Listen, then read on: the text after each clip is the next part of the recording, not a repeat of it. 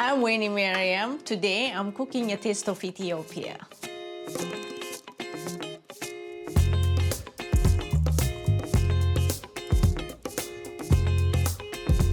Today I'm cooking a kitfo. It's a raw meat. You can cook it rare or a little bit medium rare, but the kitfo is my favorite dish, by far the easiest to make and the tastiest and a little bit spicy too.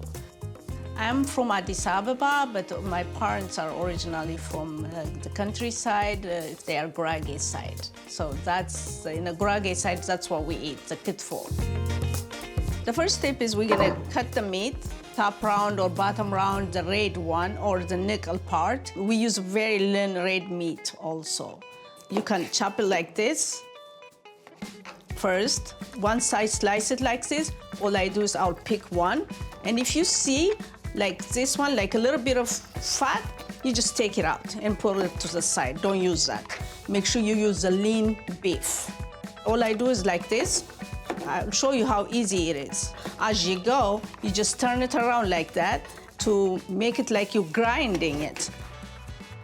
You can use a food processor if you want to, but I like to use my hand because when you use a food processor, it mashes the meat and it takes more butter and it tastes a little bit fatty. In Ethiopia, we fast a lot. For Christmas, we fast like 2 months almost, and also for Easter, we fast. There, you don't eat anything that has to do with animal product or blood. So you eat only vegan dishes like lentils, the cabbage, the collard green, all that colorful dishes.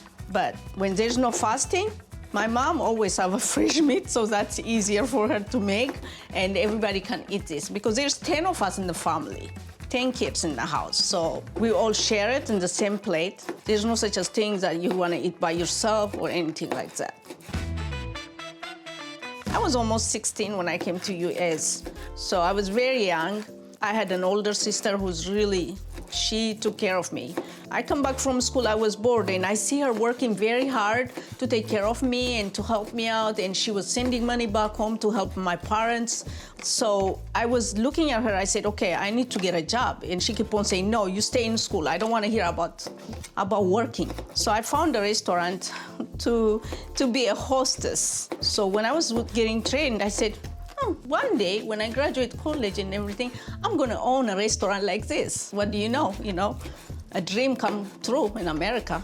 My dream came true. So that's how I become to have a restaurant.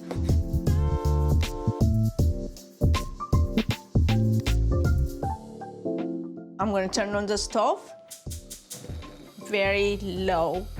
I'm gonna put the butter. This is your clarified butter, which is kibbeh. You can buy it from the store if you like to, but you can also make it at home. It's a very simple process, and I will add my mitmita, the spice. Mitmita it's like a chili pepper spice, but it has a lot of different kind of spices in it, like the one we use, the korerima, which is cardamom. Then I will add my salt and kosher it very little. Okay, see the butter, how clear it is, how beautiful it is. I think it's ready now. I'm gonna turn it off because I can see the bubble, a little bit of bubblish on the butter. That tells you that the pot is a little bit too hot. Make sure it's the right temperature. You want the meat to be just the way it is. We're gonna put it here and mix it real quick. Mash it like that together so the flavor goes into everything. See how red and beautiful it is? There's no fat in here, except of course the butter, I'm sorry. This is how it should look. You don't want to overcook it. When it gets a little bit darker, Ethiopians don't like it because they like it to eat it rare or medium rare.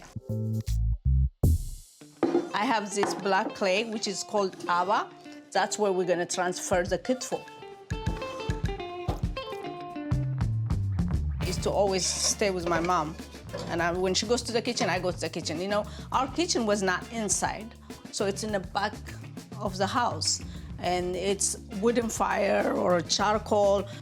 I learned from mom.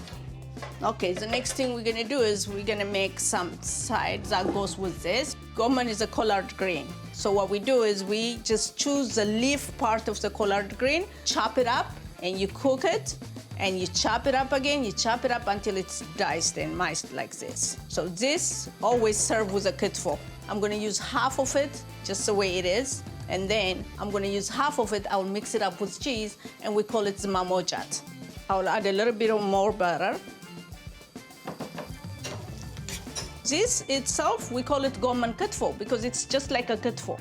In a holiday time, we always have to have, especially for mezcal, we always have to have goman kitfo.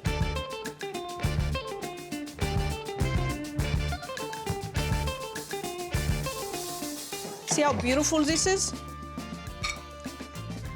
The next step, the third space will be, you put the cheese in here. Ethiopia have so much beautiful food, beautiful culture, and of course, beautiful people. This is how you're gonna eat it, the kitfo. I can't wait to taste it. I'm gonna take one piece of injera. So you're gonna unroll it, just tear a piece. This, by the way, this is 100% F injera, so which is gluten-free, and if it's for those of you who eat gluten-free. Amazing. I don't want the meat to be overwhelmed by the spice. The salt, the mitmita, the korerima, everything is just perfect. It's heaven, I'm telling you, you're gonna enjoy it.